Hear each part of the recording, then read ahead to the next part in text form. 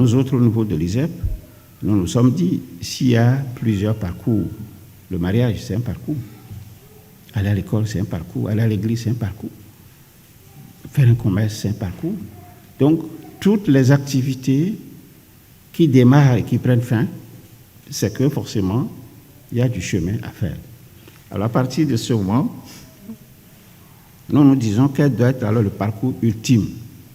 C'est-à-dire qui, une fois maîtrisé, devrait permettre aux autres parcours qui, je suppose, associés au parcours ultime, au principal parcours, devrait leur permettre, en fait, de pouvoir se dérouler le plus calmement, le plus aisément possible. Donc, ce que moi je sais, ce que moi j'enseigne depuis des années, c'est le parcours initiatique. Autrement, il faut être initié. Et même si je veux exercer le métier de soudeur, on doit m'initier à comment il faut faire ci, comment il faut faire ça. Si on ne m'initie pas, je vais travailler comme un non-initié et à partir de ce moment, le résultat va se faire sentir. Même si je veux commencer une activité commerciale et on suppose que je m'en vais acheter de la farine de blé, je prépare du pâté, je vais vendre et tout ça, etc.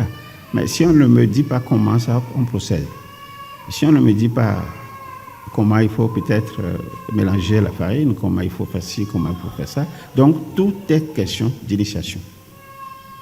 Et si par hasard je me retrouve dans un contexte de mariage et puis je suis obligé de changer chaque fois, soit c'est femme, soit c'est homme, mais pourquoi? Parce que peut-être je n'ai pas été bien initié. Je n'ai pas été très bien initié. Alors je suppose une dame qui a peut-être 24 ans, 25 ans, et puis elle va mourir à l'âge de 80 ans. C'est un exemple. Alors si même elle avait 30 ans avant de se marier, ça veut dire qu'elle ferait 50 ans chez quelqu'un d'autre, au bas mot. Et ce quelqu'un d'autre, auprès de qui il va l'appeler mon mari ou je ne sais pas quoi, mais est-ce qu'elle a été initiée? Est-ce que le mari a été initié pour garder l'enfant de quelqu'un, l'enfant d'autrui, par devant lui sur 50 d'années? Est-ce qu'ils ont été initiés? Ça, c'est des questions qui restent des questions fondamentales. Mais toutes les fois et chaque fois que nous tombons, nous attribuons les causes de notre chute.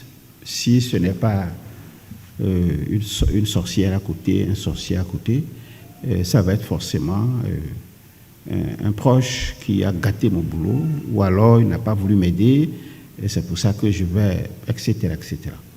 Donc le parcours qui est le parcours ultime, c'est le parcours initiatique.